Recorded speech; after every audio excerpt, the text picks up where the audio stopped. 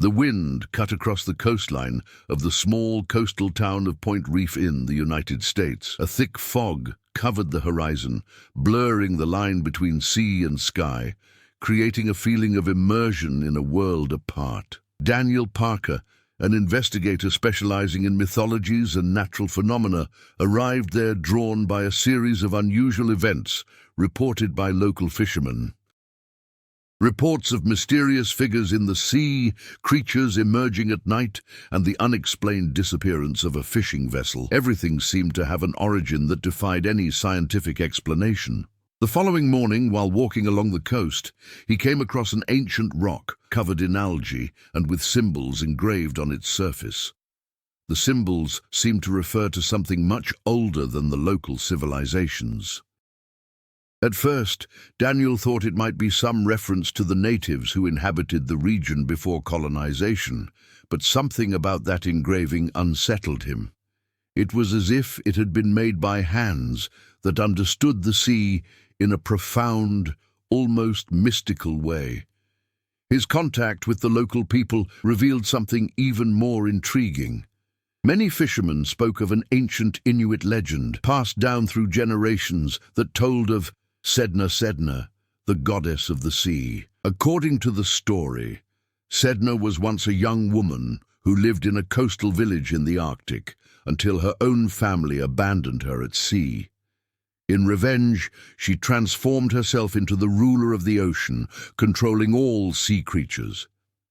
Fishermen believed that Sedna's fury still haunted the sea and that her creatures emerged from the depths, seeking vengeance or justice with uncontrollable force.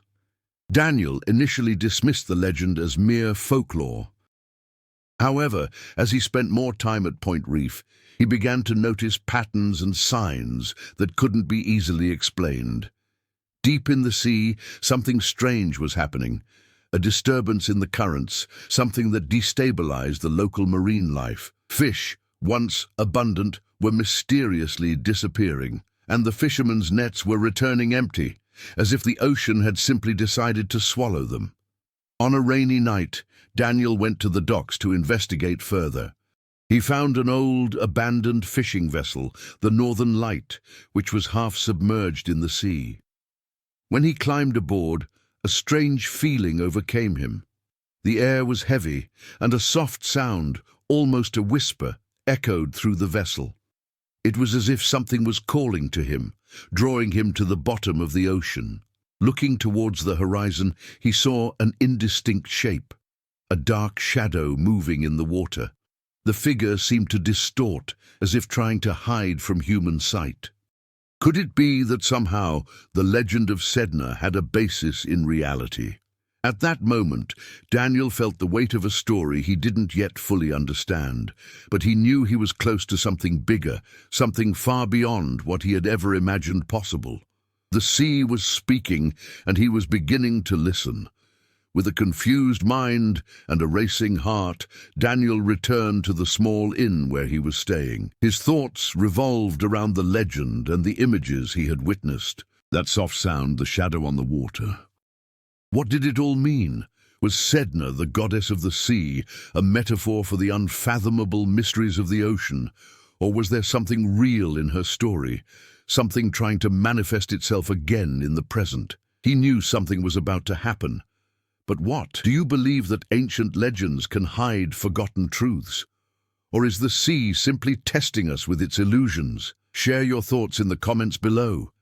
As the biting breeze of Point Reef made the trees move in an almost rhythmic way, Daniel Parker felt himself immersed in an ever-deepening mystery. The small coastal town, with its quiet streets and simple houses, had an aura of isolation, but something in the legends and the atmosphere made him believe he was on the verge of discovering something monumental. That morning, he went to Point Reef Local Museum. It was a simple wooden building that, inside, seemed crammed with artifacts and historical objects dating back to the first settlers. However, what truly drew him there wasn't the conventional exhibits, but the oral stories shared by the long-time residents. Among those residents was Alice Grafton Alice, an 83-year-old woman who had lived her entire life in Point Reef, was one of the last descendants of a line of fishermen who, according to her, had been the first to hear the stories of Sedna. She believed that the legends were not just invented tales, but explanations for the inexplicable mysteries of the sea. "The sea goddess is not just a story," she used to say, in a deep, confident voice. "Sedna is a presence, a force that dwells in the hearts of men and the waters." Daniel found her at her home, a small cabin by the pier, where the constant sound of the waves seemed to permeate every corner. She greeted him with a penetrating gaze, as if she already knew exactly what he was looking for. "You feel it, don't you?" she asked, as she served him tea. "The sea, it calls. It always calls." During his time with Alice, Daniel began to understand the depth of local beliefs. Sedna was not just an ancient goddess, but a metaphor for the complex and often tense relationship between humans and the ocean. Alice explained that, in Inuit tradition, Sedna ruled not only over sea creatures, but also over winds and storms. She was, in a way, the guardian of natural balance. "When the land and sea become unbalanced, Sedna manifests," Alice explained, "and that's what we're seeing here." As Daniel listened to the old fisherwoman's words, he reflected on his own beliefs. As someone who had spent his life trying to explain natural phenomena with logic and science, he couldn't shake the feeling that something far more significant was happening. He didn't want to believe the legend was real, but the way events were unfolding seemed more than a simple coincidence. With each passing day, he found himself more drawn into the mystique of the place. It was one afternoon, while exploring an old archive in the museum, that he found something that made his heart race. Among the yellowed pages of a 19th-century explorer's logbook, Daniel read something that made him question the reality of his discoveries even more. The logbook spoke of a deep sea, where the water seemed to have a life of its own, pulsating with something unknown. It mentioned that on his travels along the coast of Point Reef, he had sighted marine creatures unlike anything ever recorded in science. He referred to an invisible force, something he called the spirit of the ocean. No matter how hard the explorer tried to document his experience, words failed to capture the totality of what he had witnessed. But for Daniel, it seemed to be the key to everything. The connection to the legend of Sedna was clear. An unknown entity or force in the sea was interacting with the local inhabitants, somehow manipulating events around Point Reef. But how? And why now? While pondering these questions, Daniel couldn't ignore another reality. The fishermen were becoming increasingly fearful. Some abandoned their boats, others refused to go out to sea at night. But the greatest mystery of all came from an anonymous letter Daniel received in his hotel room. The letter contained only one sentence: "Sedna returned to reclaim what is hers." Those words were an omen. But of what? Daniel felt a chill run down his spine. He knew the situation was far from simple. Something much bigger was at stake, something that transcends legends and could change the course of history. Do you believe that forces beyond human comprehension may be behind natural events, or are we simply projecting our fears onto the unknown? Comment below with your thoughts. Mornings in Point Reef were becoming increasingly strange. Daniel Parker was beginning to question not only what was happening to the town, but also his own sanity. The sea, which had once seemed like an imposing and distant force, now seemed more like a living entity, pulsating and moving with its own intention. The feeling that something was about to happen grew stronger with each passing day. The fishermen were, for the most part, staying away from the sea. Some spoke of creatures they saw in the dark waters at night, strange figures that seemed to crawl on the surface of the ocean and disappear before anyone could really see them. Others mentioned a cold breeze that would suddenly form, even when the weather was clear, followed by an unsettling silence. That morning, Daniel decided to go on an expedition along the coast, accompanied by Sarah Fisher, a young local historian who had begun assisting him in his investigations, believed in the legends of Sedna, but her skepticism was more moderate. She had taken an interest in studying the city's history, but was increasingly curious about the stories of sea monsters and the nature of the manifestations Daniel was investigating. Along the way, Sarah told Daniel a story her grandfather, a retired fisherman, had told her when she was a child. Her grandfather said that, in the distant past, the fishermen of Point Reef had disrespected the sea, taking more than they needed and breaking the balance that existed between men and nature. When the sea was violated, he said, Sedna rose up, and the first wave was no ordinary wave. It was like a warning. And what happened next? Asked Daniel, intrigued, as he watched the hazy horizon. Fishermen disappeared. On some nights the nets would return, but empty. Other times, storms seemed to appear out of nowhere, with waves high enough to swallow entire boats. Those who survived never forgot. There was always something about Point Reef, something we never quite understood. As Sarah spoke, Daniel felt a chill. He had never believed stories like that, but recent events made it difficult to ignore the coincidences. He was beginning to realize that it wasn't just inexplicable natural phenomena. There was something more sinister, a force that seemed beyond any logical explanation. The connection between the disappearances and the sightings of marine creatures seemed to grow stronger. That afternoon, after a fruitless investigation in the coastal caves, they were back in the village when Daniel was approached by Carl Peterson. Carl, an experienced fisherman who was growing increasingly nervous, told Daniel about an incident that had occurred that morning, in which his boat had been struck by a gigantic wave that had appeared without warning. But the strangest thing of all was the sound the wave made. It wasn't a typical roar, but a kind of muffled scream. Something that sounded human. Something Carl couldn't describe without becoming visibly upset. I know you're trying to understand what's happening, Carl said, glancing suspiciously around. But be careful what you seek, Parker. The sea doesn't forgive. Sedna doesn't forgive. Those words weighed heavily on Daniel's shoulders as he made his way to his room later that night. The sea was growing increasingly strange. The wind was no longer a cool breeze, but a force that seemed directed, as if it had a purpose. Daniel felt the eyes of Sedna about him, and something in the pit of his stomach told him that he was about to discover something far beyond what he could imagine. Later, while reflecting on Carl's warning, Daniel received an unexpected visit. Alice Grafton. The old fisherwoman appeared in his room. Her eyes, normally calm, were now fixed on Daniel with an intensity he had never seen before. "You can't ignore it anymore, can you?" she asked, her voice hoarse. "Sedna is waking up. She wants something from you, but you don't know what yet."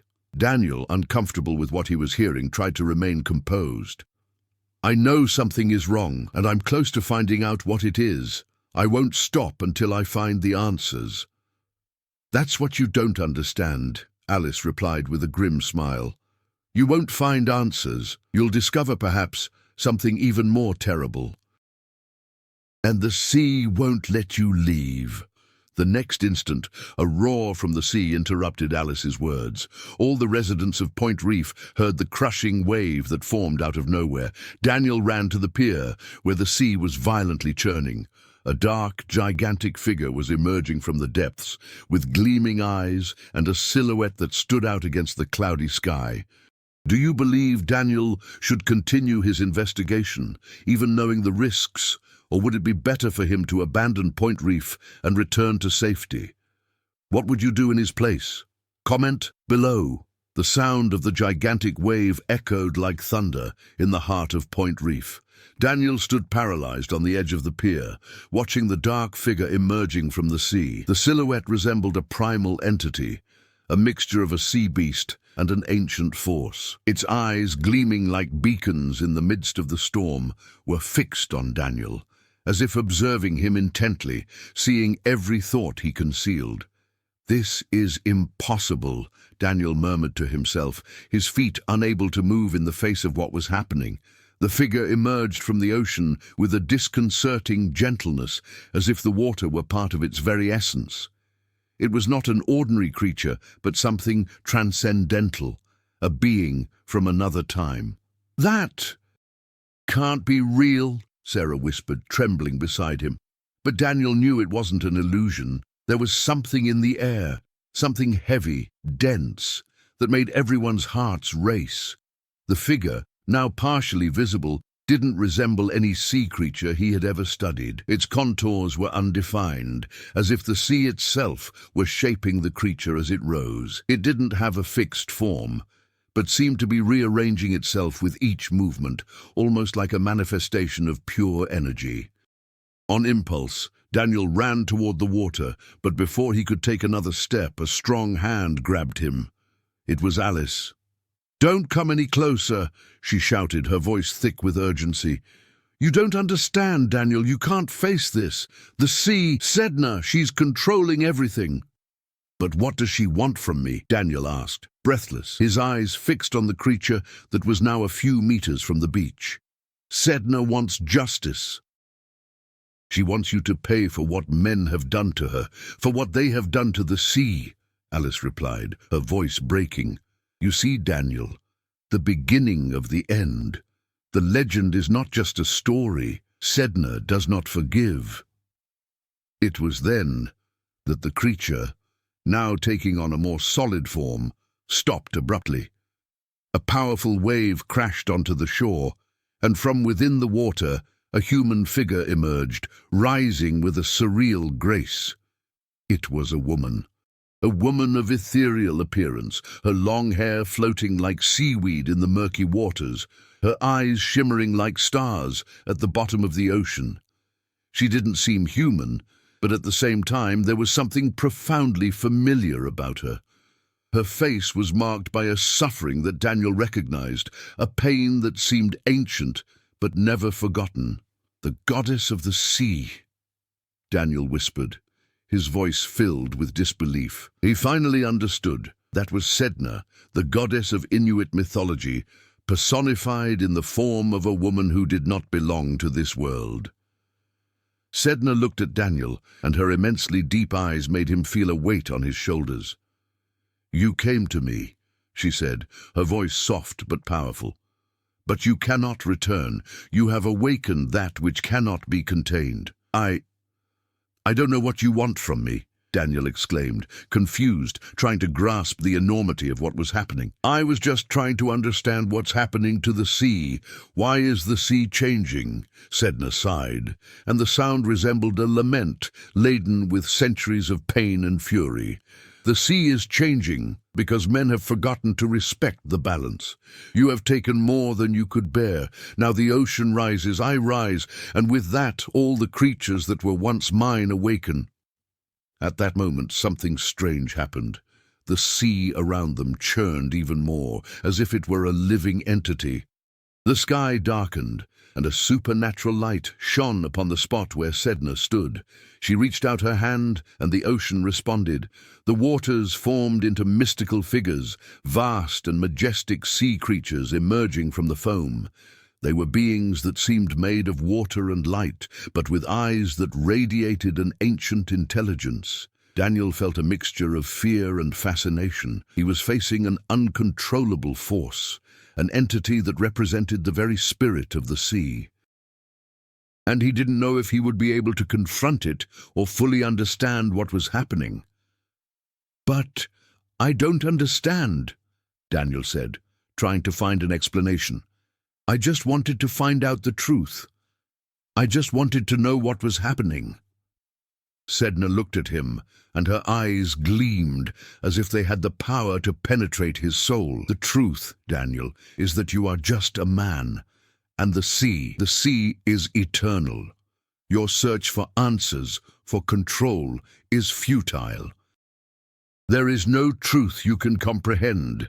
Before he could answer, a new wave surged, more powerful than all the previous ones, enveloped in intense energy. Daniel felt the ground tremble beneath his feet, and in an instant, everything vanished. The sea and the creature disappeared into the thick fog, leaving Daniel alone, lost between reality and mystery. Now that Sedna has revealed herself, do you believe Daniel will have the courage to face the sea and the mysteries it holds? Or will fear prevail? What do you think will happen next? Share your thoughts in the comments. The silence following Sedna's appearance felt heavier than any storm. The sea, which had been turbulent, was now slowly calming, but the tension in the air was palpable. Daniel remained paralyzed, still trying to process what had just happened.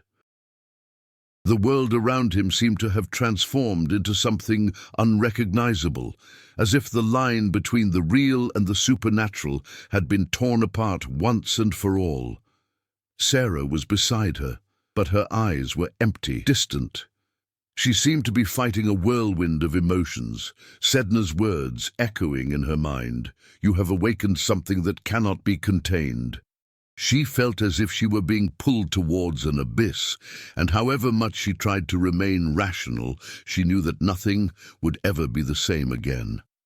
Whatever force Daniel had been seeking was now free. And there was no ignoring that the sea, with its immensity and mystery, was more alive than ever. I don't know what to do with this," Sarah finally said, her voice trembling. She looked at Daniel, trying to understand if he had any explanation. "The sea goddess is real. She's here." Daniel was speechless. He also didn't know what to do with the revelation, or with the chaos that followed. What had previously seemed a mystery to be solved with logic had now transformed into something much bigger, something he couldn't control. The sea had become a battlefield between man and forces that had long been forgotten. Alice Grafton, who had watched the scene with a distant gaze, finally approached Daniel. Her face, normally marked by serenity, now displayed a grave expression. "I tried to warn you, Daniel," she said, her voice low as if speaking to someone already lost. "Sedna didn't just come to reveal her existence. She came to collect from all of us." Daniel felt the weight of her words. The old fisherwoman wasn't just talking about legends or mythology. She was talking about real consequences, about something far beyond human comprehension. Sedna's fury wasn't a divine whim. It was a reaction to centuries of abuse of the sea and the creatures that inhabited it. "But what does she want from me?" Daniel asked, feeling a sense of powerlessness wash over him. He had spent so much time trying to understand natural phenomena, trying to fit everything into a logical theory, and now everything he knew seemed to crumble before his eyes. Sedna's presence meant he was in uncharted territory, a place where logic no longer held sway. "Sedna wants you to understand what happened, what we all did," Alice replied, looking deeply into Daniel's eyes. "The sea is not a resource to be exploited without consequences. The balance was broken, and now justice is being served." The sound of waves crashing against the rocks in the distance echoed like a warning. The sea was not at peace, as it appeared. It was preparing for something far darker. Daniel knew that deep down, the real battle was only beginning, and the people of Point Reef were at the center of it. Meanwhile, the town began to react to the strange events. Some terrified residents began to leave the town, seeking refuge in other regions. Fear spread among the fishermen, who had previously been skeptical, but were now convinced that something beyond their comprehension was taking over the ocean. The nets kept returning empty, and the boats disappeared without a trace. More and more reports of strange creatures in the waters began to emerge, and with them the feeling that Point Reef was being consumed by an unstoppable force. Sarah, watching the chaos spread through the city, turned to Daniel. "What are we going to do? The city is crumbling, people are fleeing, and the tide is turning in ways we can't understand." Daniel looked at her, unsure if he would get an answer. He knew deep down that he wasn't the only one being called upon to face the sea and what it represented. Point Reef, as a whole, had awakened something in Sedna, and now everyone was caught in the same storm. It didn't matter whether they believed the legend or not. The sea wasn't asking for permission.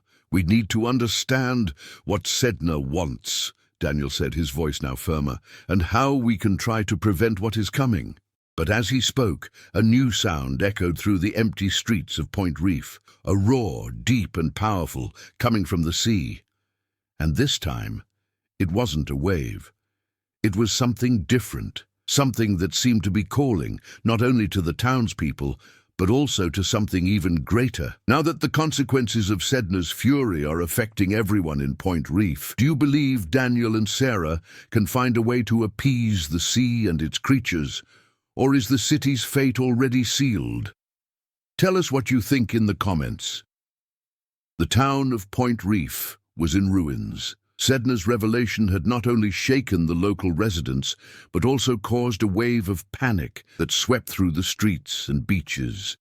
The sea was rough, with enormous waves crashing incessantly against the shore, and each day new reports of mysterious creatures emerged in the waters. Fishermen abandoned their nets, and houses were deserted as residents tried to flee to other towns. But Daniel Parker couldn't stay away. Despite the fear that gripped everyone around him, he knew there was something that needed to be done. He felt the weight of responsibility on his shoulders. It was no longer a simple scientific investigation. It was no longer about solving a mystery. He was now confronting an ancient, immortal force that would not be easily contained. As he walked through the empty streets, Daniel reflected on everything that had happened. Alice's words were still fresh in his mind. Sedna wants you to realize what happened. The sea goddess wasn't just taking revenge, she was restoring the balance broken by men. The sea, the creatures, the storms, all of it was part of a cycle that man had disregarded for generations. Sarah, still by her side, had also changed. The young historian who had previously kept her distance from the legends now had a more attentive, more reflective gaze. She saw the city around her differently. She knew that the history of Point Reef wasn't just about fishermen and sailors. It was about a much greater struggle, a struggle against the very balance of nature. "We can't just wait for the sea to calm down on its own any longer, Daniel," Sarah said one quiet night as they gazed at the ocean. The full moon reflected on the turbulent waters, creating an otherworldly glow that illuminated their tense faces. "We have to understand what Sedna truly wants. We can't just run away." Daniel looked at her, and for the first time, he sensed that Sarah understood the depth of what was at stake. It was no longer a matter of understanding the legends or simply preventing destruction. It was a matter of overcome fear and the struggle to find a way to restore balance somehow. But how? What could they do in the face of something so vast, so immense as the sea itself? It was then that Daniel remembered the 19th century explorer's logbook he had found weeks before. The explorer spoke of a mysterious place in the submerged caves, where the sea seemed to vibrate with an unusual energy. He mentioned a point of convergence, where all natural forces met, and according to him, Sedna was the guardian of this point. Daniel and Sarah knew they needed to go to that point. The only way to try to understand and perhaps appease Sedna's fury was to reach that mystical place. But the journey would not be easy. The sea, now more aggressive than ever, made it impossible to navigate to the submerged caves without facing enormous dangers. What disturbed them most was the growing presence of sea creatures, which were becoming increasingly aggressive. Locals reported sightings of deformed beings, half human, half sea monsters, that crawled ashore at night. Daniel knew that these beings were somehow connected to Sedna's power. They were the manifestation of her vengeance, or perhaps her justice. It didn't matter. They needed to be confronted. When Daniel and Sarah finally reached the beach leading to the submerged caves, the atmosphere was even heavier. The wind howled like an ancient voice, and the waves crashed furiously against the rocks, as if trying to block their passage. But Daniel, more determined than ever, took the first step, and Sarah followed him without hesitation. As they approached the caves, the sound of the waves was muffled by a deep roar, as if the sea itself were reacting to their presence. Daniel looked at Sarah and saw a firm resolve in her eyes. They knew what they were about to face, but there was no turning back. They had crossed the boundary between human knowledge and the unknown. Inside the cave, a strange light illuminated the dark walls. Daniel sensed they were closer to the convergence point mentioned by the explorer. But before they could advance any further, a dark shape emerged from the water, blocking their path. A gigantic creature, with glowing eyes and scales that gleamed in the dim light, appeared before them. It was like a guardian, one of the sea creatures that Sedna had awakened. "You cannot pass," the creature said, its voice deep and reverberating. "Sedna demands that you prove your resolve. Only then can you restore the balance." Daniel looked at Sarah, and without hesitation he stepped forward. He knew he couldn't turn back. He needed to face the force of the sea, the force of Sedna, and prove that even as a human, he had the courage to confront that which could not be controlled. Do you think Daniel is ready to face the forces of the sea and the creatures that Sedna has awakened? Or is he taking too many risks? Comment below what you think should happen next. Inside the submerged caves, the atmosphere was shrouded in profound silence, broken only by the distant sound of waves crashing against the rocks. Daniel and Sarah were at a crucial point in their journey, a place where the mysteries of the sea and the legend of Sedna converged. The creature that had emerged from the water watched them with eyes of pure hatred and defiance. But at the same time, there was something melancholic in its gaze, as if it knew that this was merely a manifestation of a much greater force. "Prove your resolve," the creature repeated, its voice echoing off the cave walls. "The sea demands a sacrifice, and you will have to face it." Sarah stepped forward, her hand lightly touching Daniel's arm. "We can't turn back now, Daniel. The sea has chosen us, and Sedna won't let us leave without an answer." Daniel nodded, feeling the weight of Sarah's words. He had thrown himself into this mystery without truly knowing what he would find, but now, somehow, he felt he was part of it all. The sea was not just a natural force. It was a living entity with its own consciousness, and he, as a human being, was meant to become part of that cycle. The creature before them, now more clearly visible, appeared almost human in form, a mixture of aquatic body and human facial features, as if Sedna had imprinted his own essence upon those creatures. Its eyes shone with an ethereal light, as if laden with centuries of suffering and wisdom. Daniel knew that facing this would not only be a physical battle, but a spiritual one. "Do you want to prove your courage, Parker?" the creature asked, its voice growing deeper like thunder. "Then show me your understanding of what the sea truly is. Show me that you understand the balance that has been broken." Daniel approached, his heart pounding with each step. He sensed that somehow the creature was testing not only his courage, but his ability to understand what was happening at Point Reef. He was no longer a mere observer. He was now part of the puzzle.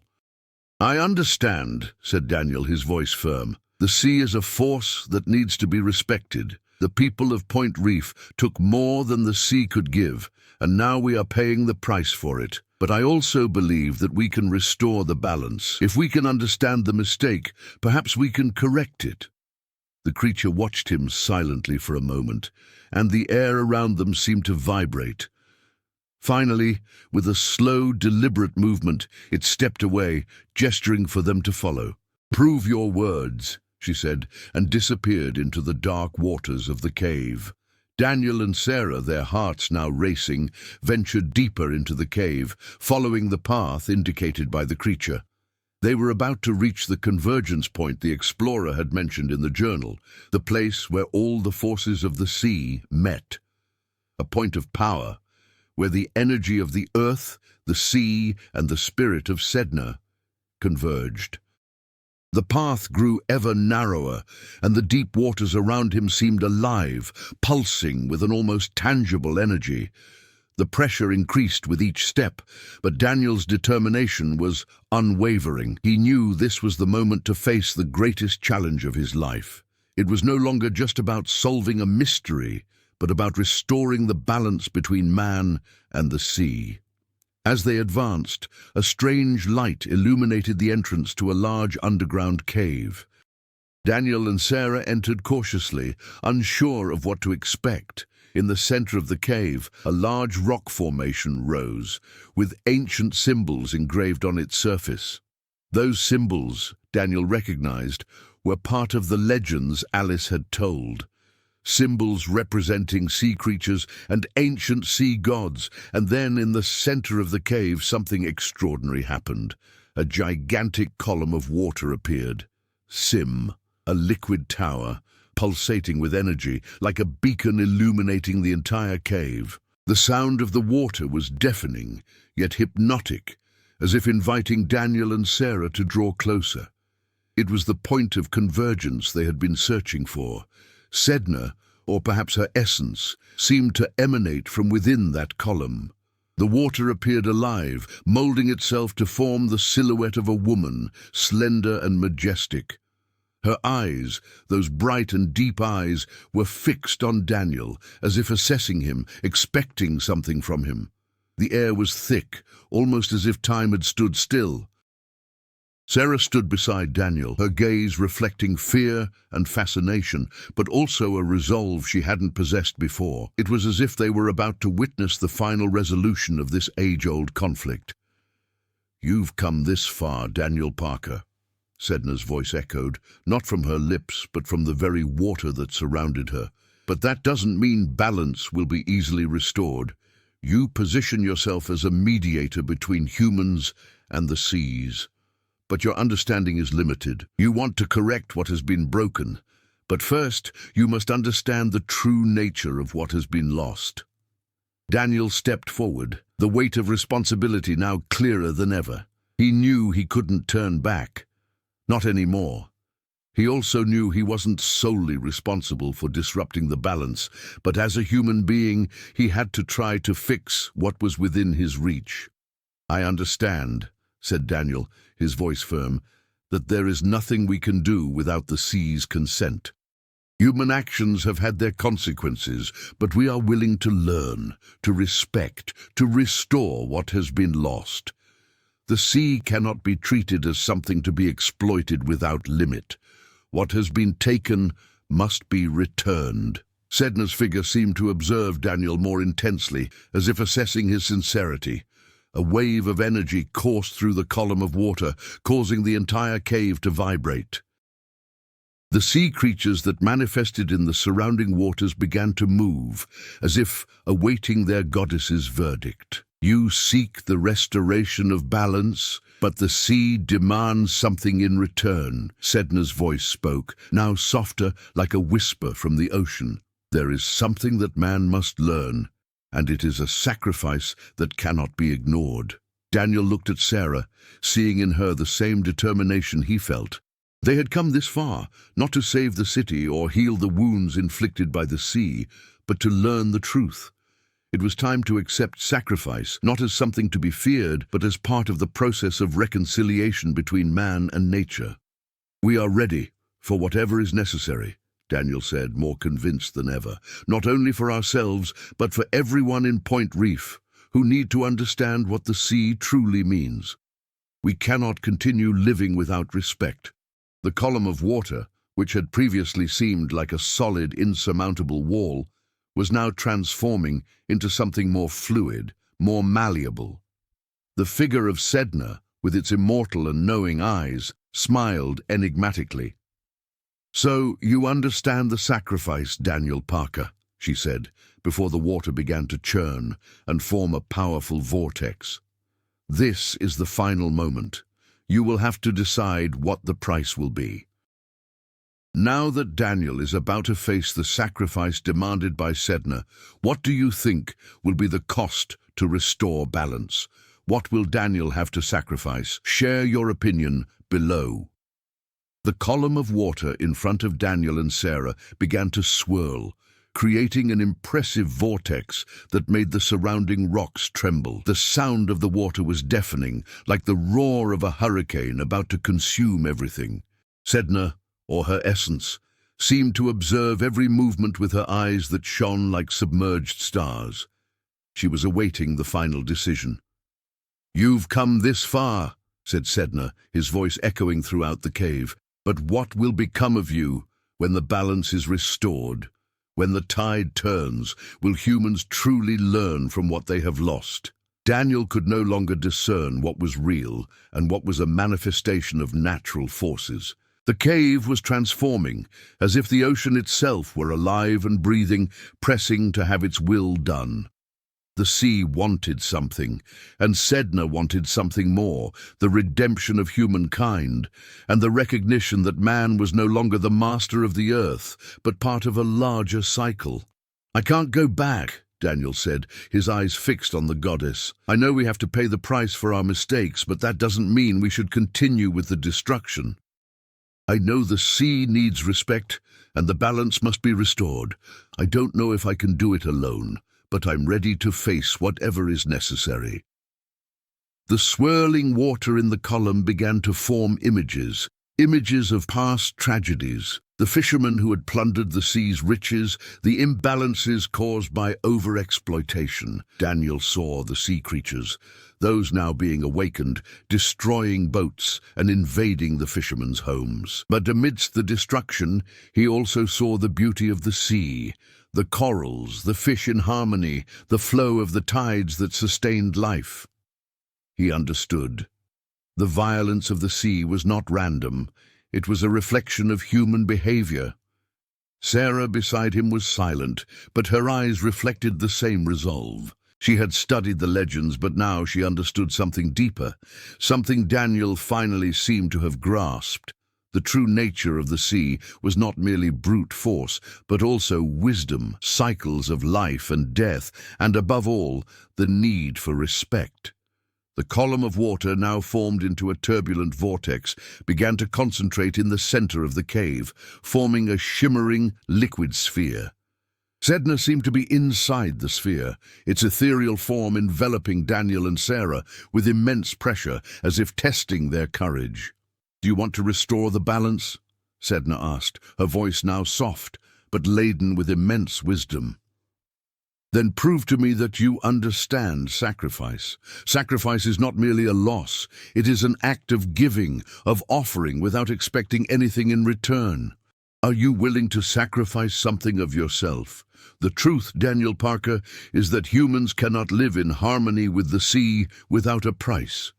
The sea demands a surrender, and you will be the mediator." Daniel felt a chill run down his spine. What did Sedna want from him? The sacrifice couldn't be something physical. He already knew that wasn't enough. It was an emotional, spiritual surrender, a profound acknowledgement that, for balance to be restored, he would have to let go of the idea of control, the idea of having power over the sea. "I am willing," Daniel said, his voice full of determination. He looked at Sarah, who smiled at him understandingly. "I am willing to sacrifice my quest for control, to abandon the idea that humans can dominate the sea. I am willing to become part of it, to understand its wisdom and accept what it has to offer." Sedna watched him, and for a moment the water around them grew calm, as if the sea were awaiting confirmation. Then the goddess smiled, a sad and powerful smile. "You understand, Daniel. You are no longer trying to dominate the sea. You are trying to become part of it, a link in an eternal cycle of life and death. But remember, the sacrifice is only the beginning. When the balance is restored, the true battle will be everyone's, not just yours." Suddenly, the water around them churned violently, and Daniel felt an overwhelming force approaching. He was about to be consumed by the water's energy, but instead of fighting it, he surrendered. He allowed the sea to engulf him, and in doing so, he felt a profound connection with the ocean, as if he were breathing with the waves, as if he were an extension of the sea itself. The sea creatures that had been awakened began to drift away, returning to the depths of the ocean. The vortex of water around Daniel and Sarah calmed, and the cave began to glow with a soft, restorative light. The sea had been soothed, and balance was beginning to be restored. Sedna slowly disappeared into the water, but her presence, now calmer and wiser, seemed to envelop the entire cave.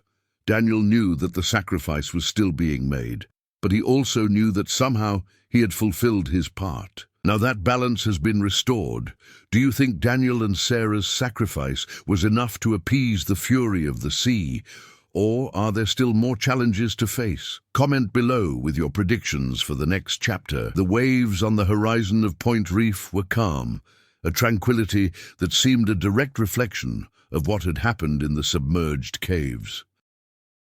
Daniel and Sarah were back on the beach, standing watching the sea that had transformed from a merciless enemy into something more serene, yet still imposing. The sun was setting slowly, casting golden hues over the waters, as if the ocean itself were at peace with itself. Point Reef, however, would not be the same town. Sedna's awakening had altered the course of local history. It was no longer a village that ignored the legends of the sea, but a community that had learned to respect the depths and the cycles that govern marine life. Daniel felt an inner peace he had never experienced before. He knew that the sacrifice he had made was not only surrendering himself to the sea, but also recognizing human vulnerability in the face of nature. The idea of control, of power over the sea, had been replaced by the understanding that humans are only part of a much larger cycle. Sarah, beside her, also seemed transformed. She had distanced herself from academic rationalism, now understanding that there were things that words could not explain. What she had experienced was not something that could be filed away in a history book. It was an experience that touched the spirit, something beyond human comprehension. The young historian now saw the sea with new eyes. She no longer saw it merely as an object of study, but as a living entity with its own wisdom and fury. "Do you think the city will learn from this?" Sarah asked, breaking the silence that enveloped them. "Will the fear disappear with time?" Daniel thought for a moment, watching the fishermen begin to return to port, hesitant but with renewed respect. He knew the fear wouldn't completely disappear, but the awareness that the balance between man and nature was fragile would be a lesson that would somehow remain. Future generations would have to carry this wisdom, and perhaps, over time, they would learn to live more harmoniously. "I don't know," Daniel replied, "but I hope so. The sea demands more than just respect. It demands understanding and patience." No. As the last rays of daylight faded behind the hills of Point Reef, the town, now quieter than ever, seemed to absorb the change taking place. The returning fishermen began to gather in small groups, discussing not their next catch, but what they could learn from nature. The legends of Sedna would no longer be ignored. They had become part of the reality they now lived. And deep down, Daniel knew that the sea hadn't spared them because humans deserved mercy, but perhaps because there was something deeper that needed to be restored, the relationship between people and the world around them. It was a reminder that the power of the sea, like the power of nature, was not an enemy, but a force that demanded respect. "It's the beginning of something new," Daniel told Sarah as they watched the horizon merge with the tranquil waters. "Perhaps we'll never understand everything, but perhaps in time we can live with it." Now that balance has been restored, do you think Daniel and Sarah have fulfilled their mission? What could the future of Point Reef hold after these changes? Leave your opinion in the comments. Months had passed since Sedna revealed itself in Point Reef. The sea now seemed calm, but the residents never looked at it the same way again. Daniel and Sarah, though still residents of the town, dedicated their lives to educating younger generations about the importance of balance with nature. Point Reef flourished again, but with a new perspective. The sea, an indomitable and wise force, was respected, and its legends were more than just ancient stories, they were living lessons. Sedna, with its ethereal presence, was now a symbol of the unbreakable bond between land and sea. What do you think the future holds for Point Reef? Will the city continue to respect the sea, or will it risk forgetting the lessons it has learned? Share your predictions in the comments. Were you intrigued by Daniel and Sarah's journey? Share your thoughts and reflections on the story. What do you think the future holds for Point Reef now that balance has been restored? Will the residents learn to respect the sea in a lasting way? And was Daniel's sacrifice enough to appease Sedna? Leave your predictions and comments below, and don't forget to share with your friends. The sea has always had something to teach us. What did you learn from this story?